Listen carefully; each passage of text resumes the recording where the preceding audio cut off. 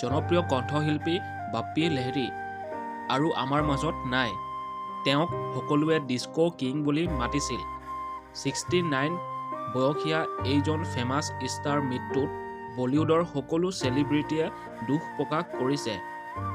Obstructive sleep apnoea নামৰ এই বেমাৰটোত তেওঁ কেইবাদিনৰ পৰা ভুগি আছিল। আহকচোন অলপ কথা পাতোঁ এই বেমাৰটোৰ বিষয়ে।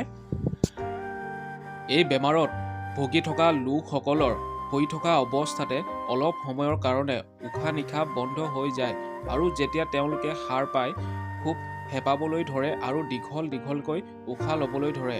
এই বেমাৰটোৰ চবতকৈ বেছি বেয়া গুণটো হ'ল যে কোনো লোকে যদি এই বেমাৰত ভুগি আছে তেওঁলোকে বহু দিনলৈকে গমেই নাপায় যে এনেকুৱা এটা ধৰণৰ বেমাৰত তেওঁলোকে ভুগি আছে বুলি। এই বেমাৰ সাধাৰণতে অল্ড এজ মানুহ আৰু শকত মানুহৰ মাজত দেখিবলৈ পোৱা যায়। সোণৰ অলংকাৰ পিন্ধা মানুহজন আমাৰ মাজত আৰু নাই। সঁচাকৈ আমি সকলোৱে দুখ প্ৰকাশ কৰিছোঁ তেওঁৰ এই অকাল মৃত্যুত।